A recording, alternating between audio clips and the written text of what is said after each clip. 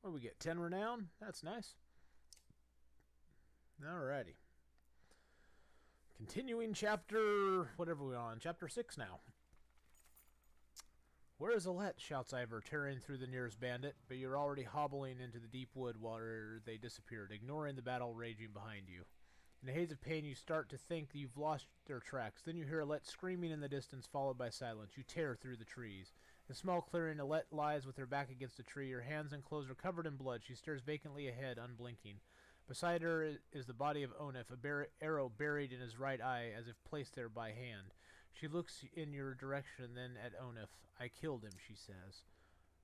What the hell just happened? What the hell just happened to me? Alette, are you all right? You cringe as much from the pain as the appearance of Alette after her bloody struggle with Onif. No, I'm not hurt. I had no choice. Dad, your chest, you're bleeding. Suddenly she's at your side, putting pressure on the wound. I can fix this. Where's my needle? Oddleaf, anyone? Ivor, I found them.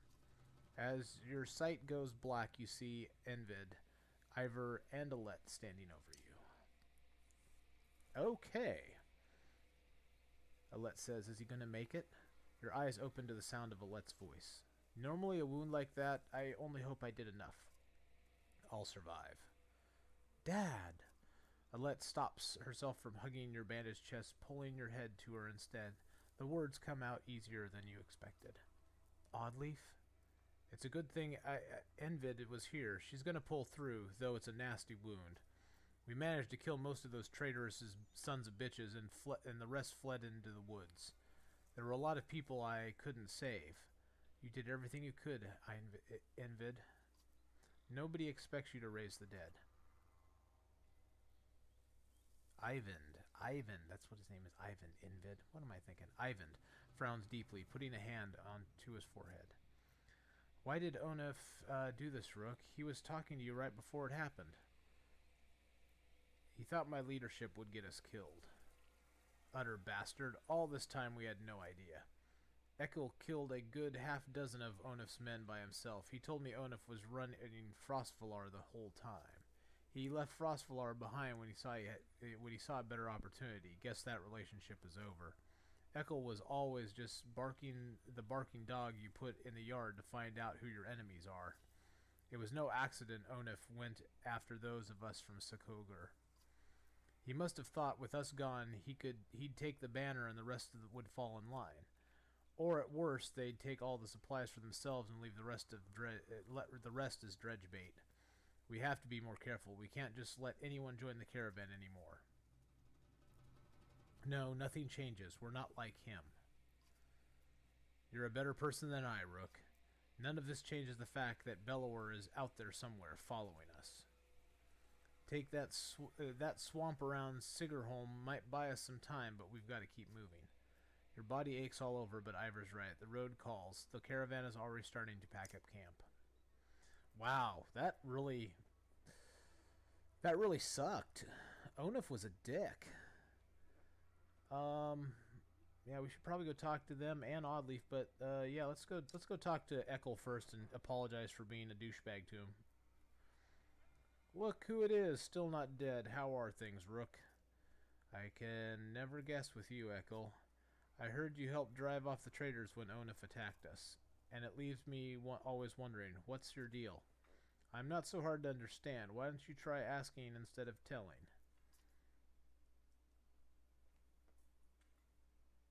Why did you stick with him? You're welcome to stay with us. You're welcome to stay with us. Had no plans to go anywhere. So you're going to let me walk around with my own axe and everything? That doesn't mean I'm not watching you. I can accept that. You're a good man. Why didn't you warn us about Onaf?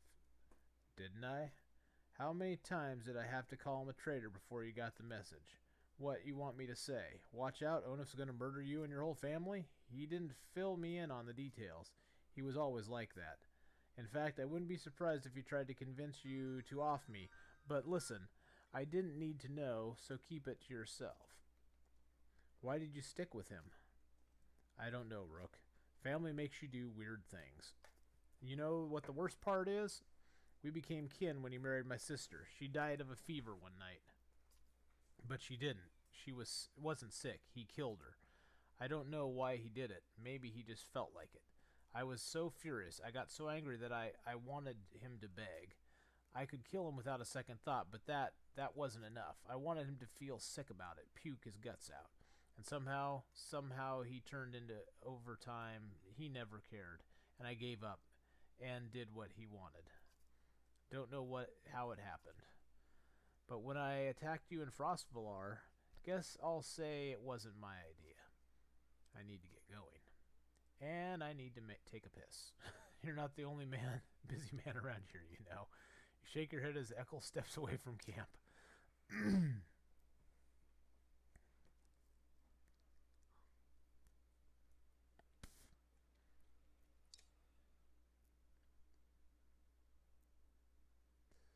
How's the wound? You notice Oddleaf wince as she rises to greet you. It's doing a lot better. Well, I don't see any wound. When I saw it happen, I thought for sure, well, I'm really glad you would have missed me, Rook? She smiles. Without envied, that's all you could have done. Instead, you'll have to put up with my crap a little longer. Still aches like you wouldn't believe, though. Oh, maybe you would. Heard you took a stabbing yourself. I guess things could have gone worse. What do you think about the caravan? You mean, should we start kicking people out? That's a tough one. Usually I'd be the first to give you a dirty look for suggesting it. On the other hand, I got a sword in my back. Oddleaf thinks a long moment before sighing. Don't send anyone away. Just make sure nothing happens to Alette. How are you doing? I'm doing all right. Sometimes it's lonely since my husband died. I guess it's more like being alone, even surrounded by all these people. Not like I don't have enough to worry about, though. I'm glad to have Alette around. And you, Rook. Oh, a little romantic Oddleaf Rook thing here going on. I'll let you get some rest. Okay, thanks. I'll take you up on that. You know, you're welcome to keep me company. When I'm a little more awake, I mean, I'll talk to you later. Oh, so there's a little romantic storyline going on between Rook and Oddleaf there, I see. Let's see, where are our heroes at? I take it probably Rook and Oddleaf. Oh, I need some rest. Yeah, they need a day and a day. So let's take a day. Because our morale is crap right now. And that's probably one of the reasons that he turned on us like he did. So we're going to rest and rest. And we're going to rest one more time. There we go. And now we'll head out on the road. Now we're on the road again.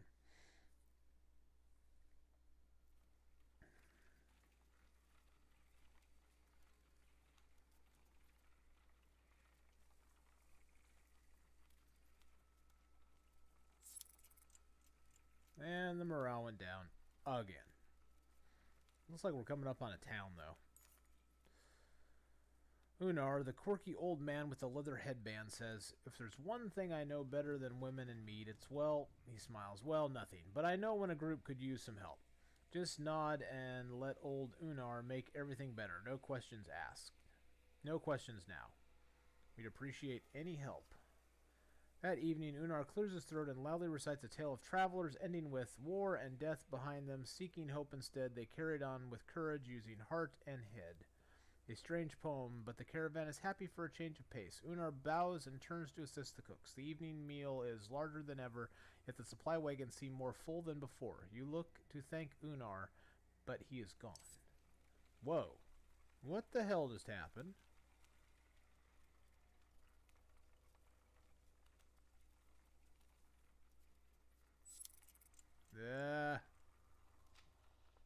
Let's camp it. We're going to camp it. Oh, shoot. Should we camp it real quick and get our morale back up to... Yeah, we're going to rest one day, get our morale back up, and then we're going to leave. Okay, there we go. I hate doing that because it uses up our supplies, but I hate having morale low. I think that's why Dingaling turned on us. I think that's why he turned on us like that. Maybe this place will have some supplies for us. Oh, thank goodness. The villagers here are completely oblivious to the destruction that is coming. All we've seen is some dark figures far off, they tell you. Aside from a few young families, they're reluctant to pick up their things and join you. Let's go to the market. We have some renown. Let's buy some supplies. God, I want to upgrade somebody. So we got 6 days worth of supplies. Is there somebody we can give a promotion to for 10? I think that's moving to level 3. Because I think anything above that is 15. Is it 15? Yeah, 15 for him. We could get Oddleaf to level 2. Do I really care to promote them, or do I want to save up for somebody else? I haven't really used Ekel a whole lot. Ekel's abilities just kind of knock back all units up to 2 tiles. I mean, it's okay. Not great though. Hogan and Mogan. Hogan and Mogan. Sitting in a tree. Let's give Hogan that.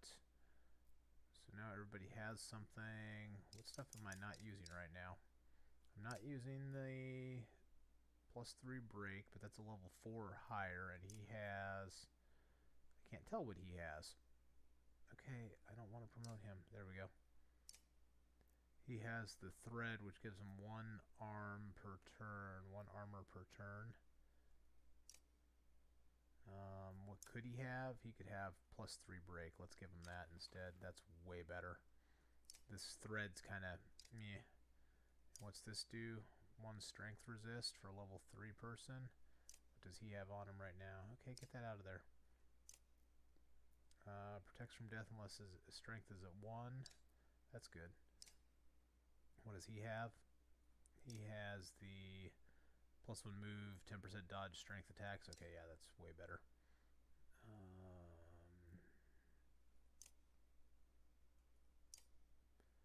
-2 dry and aggro. That's way better. Okay, I think we're good. Sort of wanted to tidy up my heroes a little bit. They were a little untidy. All right, let's leave and see where we go from here.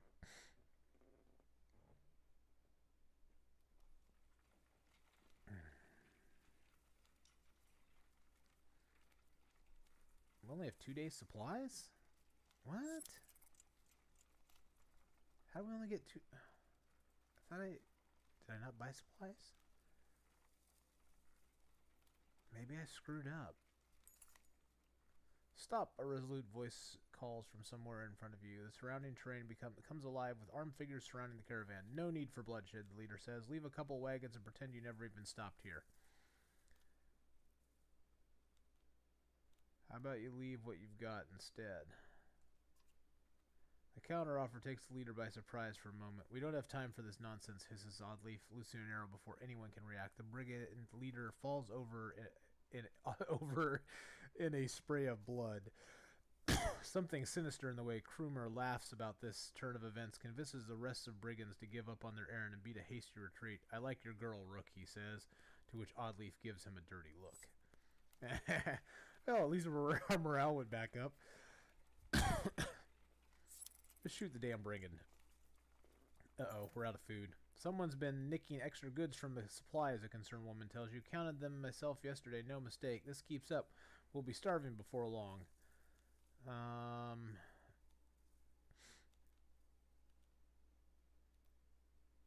Post a few extra guards. Ask Clemson if they've seen anything suspicious. Anything usual about the wagons? You ask several groups in the caravan. To a man, they shake their heads, though they ask no questions. You can tell concern is spreading throughout. Well, that's not good. Our morale's declined. We can't camp and rest because we have no food. We have no supplies. So, yeah, somebody was nicking our supplies. Wait, why do we have... Oh, you know what? I never confirmed the purchase of supplies in the town.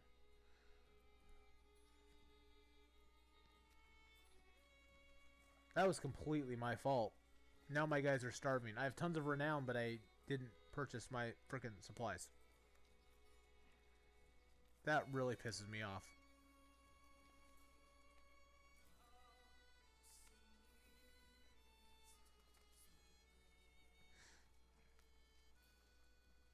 Our morale's low. We have no food.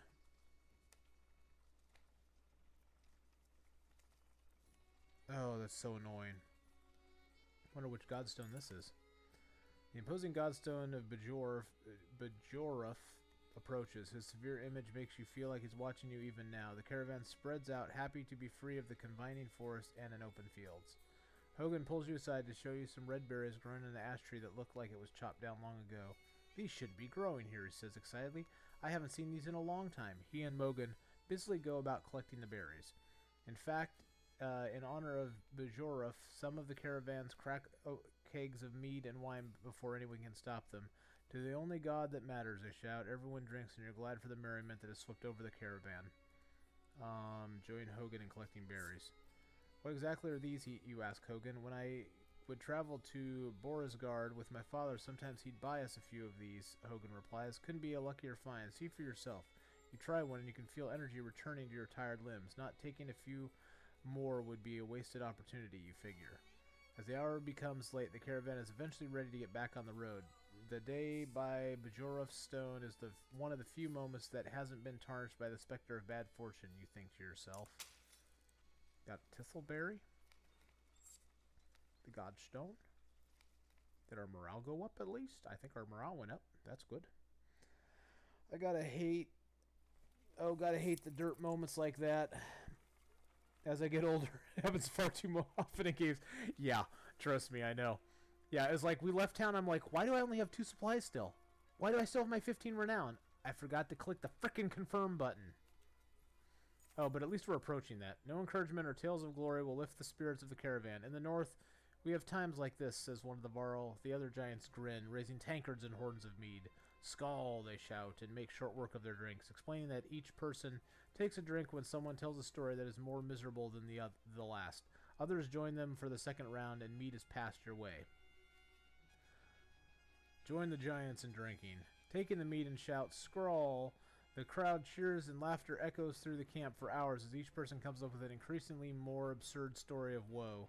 The Varl's remedy is a success, and the caravan is in much better mood the following day, a bit hungover with less mead than before. Now that's good. And our morale just declined. Rainweek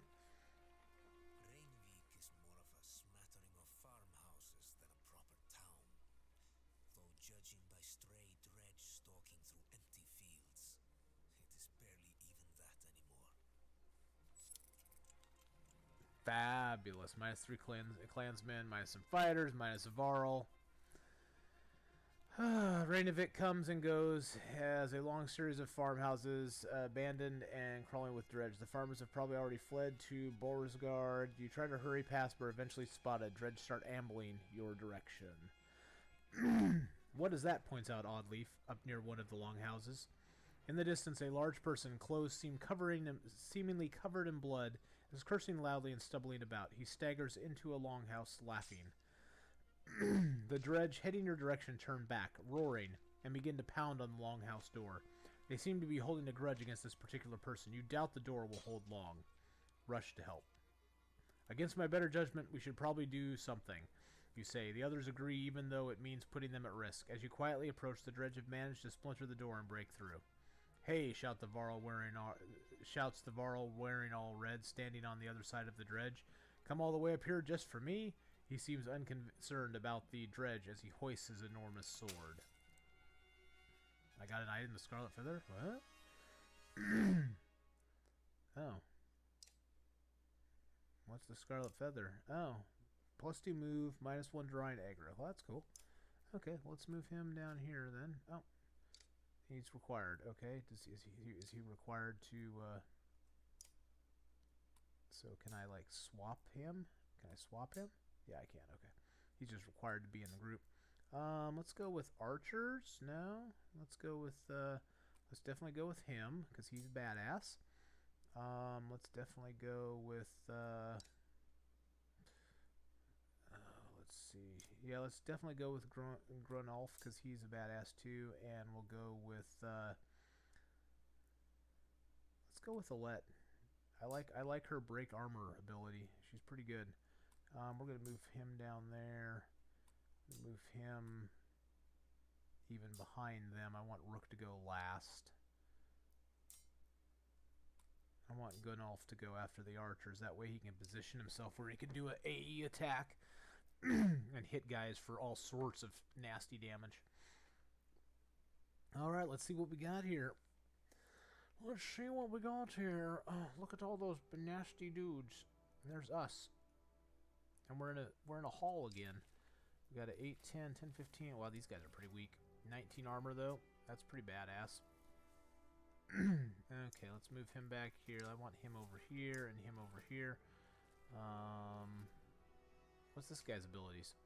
Tempest. Strike adjacent enemies in a spin attack. Enemies adjacent to target take 1 strength damage. This guy has enemies enemies in a spin attack. So these guys both have spin attacks. And I want them brought up here. I want my archers closer to where they can actually do damage. Okay, let's do this. Let's do this thing. Let's do this thing called life. Okay, yep, he's gonna move right up here. He's moving right into the thick of it, folks. And he's gonna hit this guy here. He's gonna do 7. He's gonna do 8. I'm gonna leave him alive so he stays in rotation. Because he's weak and he sucks. That guy moves up. He's gonna do a attack against my armor. That's fine. We're gonna move this guy up right here.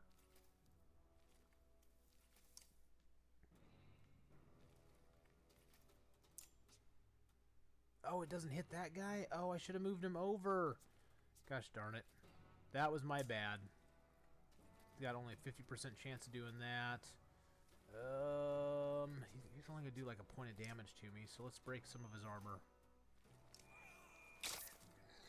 That sucks. Oh well, it did hit the guy next to him, so that's good.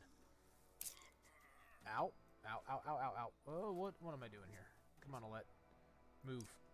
Move up over here, here, here. Thread the needle through the guy.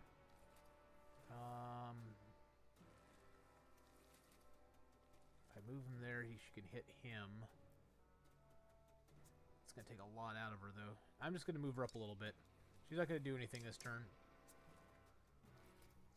He's going to hit... Oh, he hit him? What?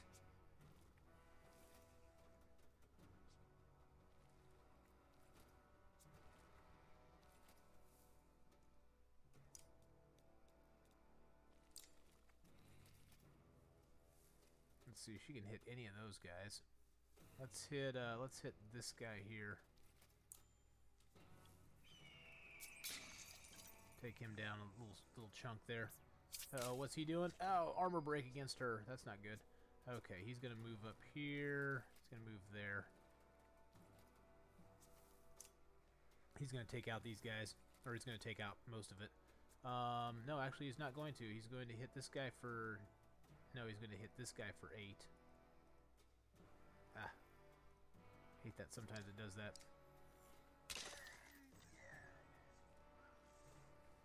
That guy's coming up. Oh no, he hits my guy for 5. No, don't do that, don't do that, don't do that. Let's see, let's move over here. Hit this guy for 6. Or we can hit this guy for 4. Or we can hit this guy for 6. Let's hit this guy for 6 because he does most of the damage. Now he'll do a whole lot less damage. Ow. Oh no! It took him down. What?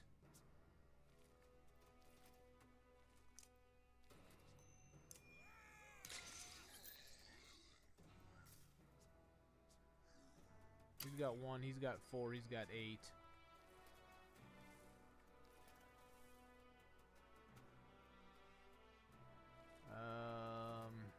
She can't hit him from there, she can hit him from here. So let's move her there.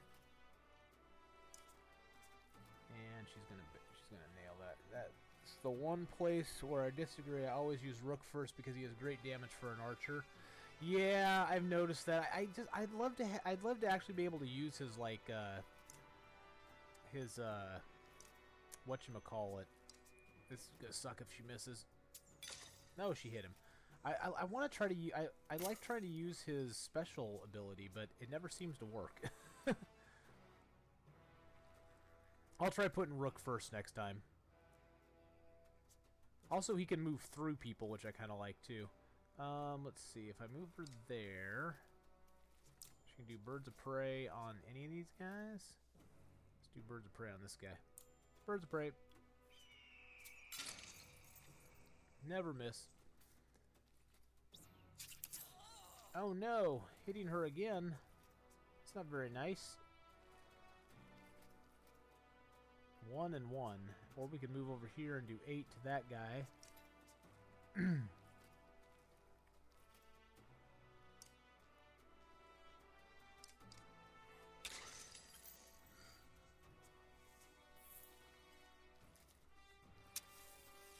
Whoa, what's he doing? Oh, he's throwing that crap in there?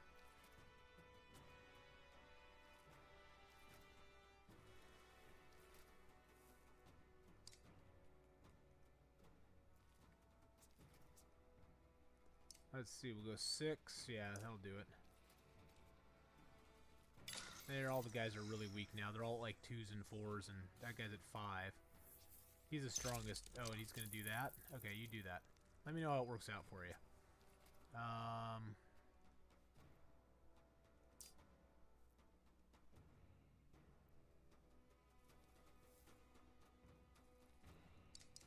going to give him the kill on that one.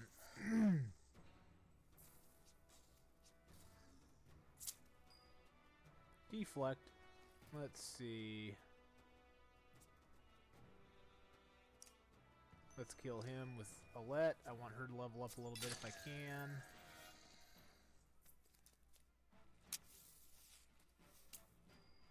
What in the hell is going on with these folks here today? 40%. Does she have any special ability left? Yeah, she does. Let's just do a point to this guy here and get him gone. Or let's do a point to him and get him gone. I want her to level up a little bit. He's just gonna do some armor break to him. I'm gonna move him over here.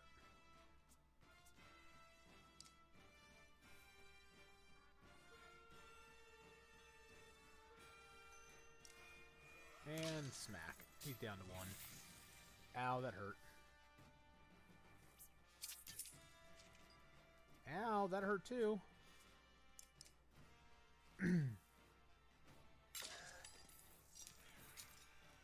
Pillage time. Yeah, you let me know how that works out for you when you do that.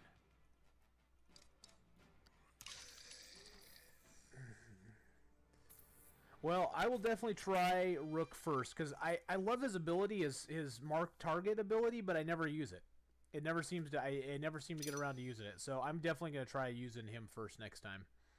Throwing him in the front of the battle, see if it works. Now we got 8 renown for killing those, so maybe they'll make the villagers like us, and then they'll sell us food and stuff.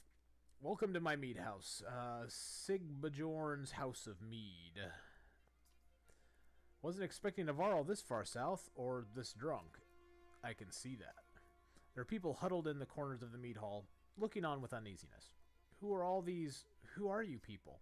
No, they're friends. They made this place. It's not really mine.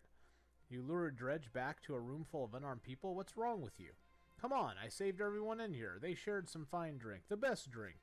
Wait, I was saving your ass. Remember that part? If you knew you'd come up here, you could have told me. What do we do with this guy? Anyone here is welcome to join us. The townspeople show you a huge stack of barrels filled with quality mead and help you haul them back to the caravan. Plus 20 supplies. I'll miss this place. Good memories. Oh, hey, we got some supplies. That was good. Yeah, I've never used his ability after the first run through. It seems so lackluster compared to the other characters. For normal attacks, he has great utility. Yeah, that's what I'm finding too. I like his ability in theory, but other than the first bunch of run-throughs I did, I've never really used it again. Some help you gather up casks of meat and head back to the caravan. Sigbjorn and the others survivors in tow. The caravan gives the boisterous Varl a large berth as you set out for Borisgard. We got 3 supplies now. Yay! We got 3 supplies. When you can survive off the drinking mead, too bad that's not true. Ugh, what did I do? Sigbjorn wakes in a pool of his own sick. Why am I surrounded by small people? The other clansmen let him sleep off his drunken stupor on the ground, and this morning he's paying the price. Help him recover. Reluctantly, your clansmen offer any food and drink they can scrounge together for the moaning Varl. When one offers thin mead, he pushes it away. In fact, take this away from me, he says, handing you his massive mead stein. Eventually, Sigbjorn comes to you. I won't get into the details, he says. I was supposed to bring those casks from Reinevak back to Borisgard. I drank maybe half by accident. Point is, Sigbjorn continues, you don't tell anybody what happened, and I won't tell anyone about the mead you got, okay? Trust me on this one. You agree and get back to travel. Gained item, his blessing. Oh, he's probably now one of my buddies, one of my guys I can use in battle.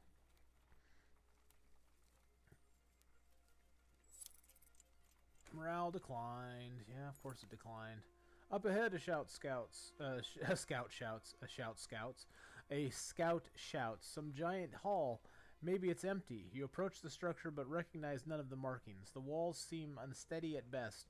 Finally, some sleeping beneath a roof you overhear. Several families begin unpacking.